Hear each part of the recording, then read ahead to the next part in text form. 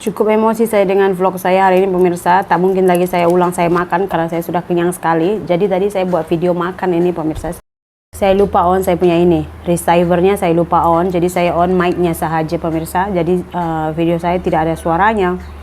So pemirsa, untuk video makan kali ini saya akan guna background suara saya yang lain ya. Saya akan flip videonya bersamaan dengan suara saya ini biar nanti agak dia tak berapa annoying lah pemirsa. Jadi ini saya makan Maggi, saya campur dengan Medan Jaya pemirsa.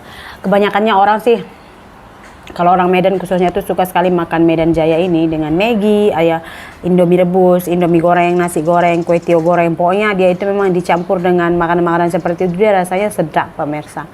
Tapi saya rasa ada juga orang Medan yang nggak makan Medan Jaya ini. Lepas makan ini kita akan menjadi berjaya pemirsa. Nah pemirsa, untuk makan kali ini saya juga tadi ada cerita pemirsa. Jadi kan kita itu udah agak menyebar juga informasinya yang kita memang akan pindah ke Indonesia. Jadi namanya suami saya ini kan dia suka tuh duduk-duduk di kedai time rehat gitu. Kalau saya nggak kemana-mana sih, di rumah aja saya. Jadi ada kawannya itu tanya gini, jadi ke pindah ke Indonesia katanya gitu. Jadi kata suami saya, ya jadi. Terus gimana properti yang ada di sini, dijual atau bagaimana gitu katanya. Jadi kata suami saya, mana-mana barang yang boleh dijual kita akan jual, and then mana-mana yang istri saya nak bawa ke Indonesia kita akan paketkan lah.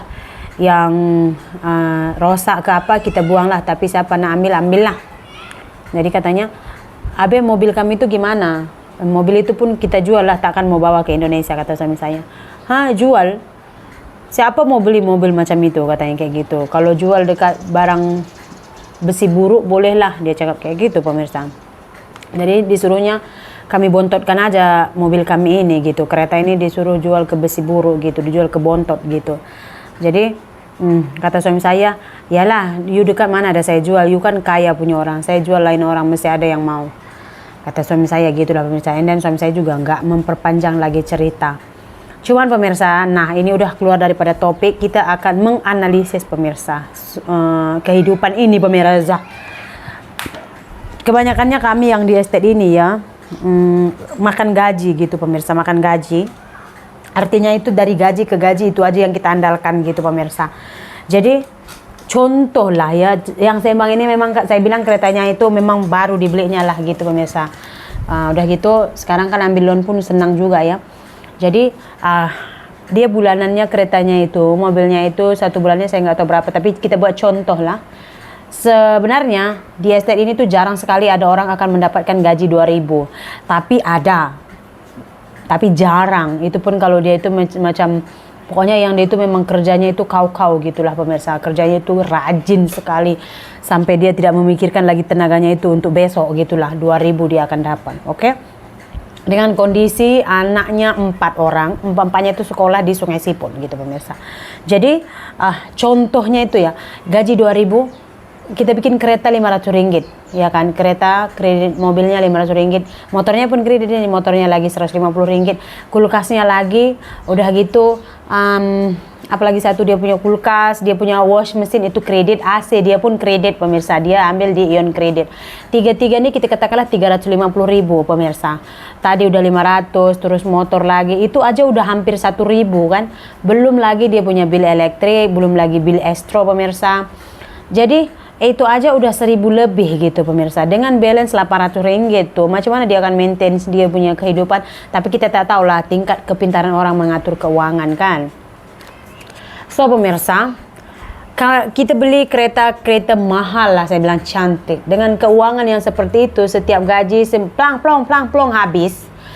Bila kita akan pakai kereta itu, kalau setakat nak antar anak ke sekolah sahaja, saya rasa tak perlulah kereta mewah-mewah kan, sampai kita ikat perut sendiri kayak gitu.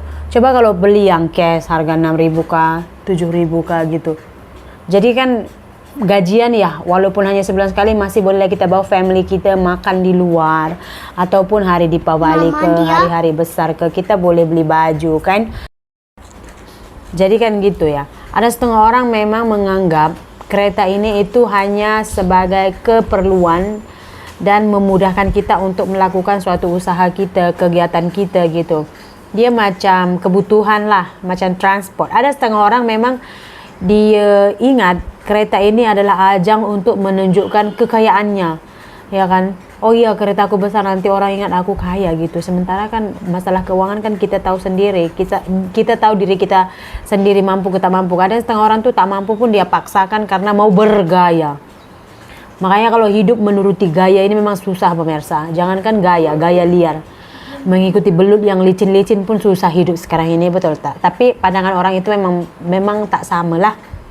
Mungkin bagi dia kalau macam mobil kami ini memang tak layak untuk dikonsumsi manusia, hanya boleh dijadikan besi buruk gitu. Tapi kalau bagi saya ini ada transport yang sangat-sangat membantu, ya kan? Walaupun dia udah tua, tapi bila kita bawa ke Penang dia tak pernah bermasalah.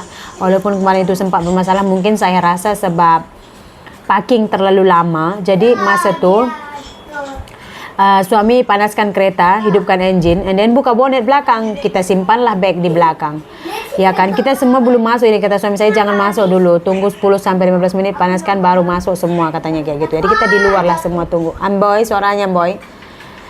Jadi pas ditutup bonet, tiba-tiba semua pintu terlock kereta tuh, langsung tak boleh buka. Amin boy sudah menangis. Saya pun, kenapa tiba-tiba lock ini kereta? Saya pun tak tahu kenapa dia tiba-tiba lock sendiri pemirsa. Dengan usaha dan susah payah saya tidak akan bagi tahu kepada kalian bagaimana caranya. Oke, nanti ada pula orang mengikuti cara kami itu, ya kan? Akhirnya setelah 45 menit kita berusaha membukanya, terbuka juga lah mobil itu pemirsa. Dan bayangkan 3 minggu diparking di bawah pohon dengan burung yang banyak di atas, tai-tai burung, rumput-rumput, entah apa saja. Kami bawa juga begitu kereta parking di depan hotel seperti kereta yang tidak pakai-pakai. Hidup kalau kita tidak terlalu memperdulikan pandangan orang itu, enjoy your life. Jangan biarkan pandangan orang lain itu mempengaruhi cara kamu untuk hidup, ya kan? Kalau kita pikirkan selalu nanti orang bilang kayak gini, alah mai, sama aja kita itu hidup di dunia seperti hidup dalam sangkar. Hiduplah sesuai dengan keinginan kita, sesuai dengan aturan kita, dan sesuai dengan macam kita punya standar lah. Kalau kita rasa macam ini nyaman, buatlah. Jangan hidup menurut pandangan orang lain. Susah makan pun sudah tak makan lah. Makanlah.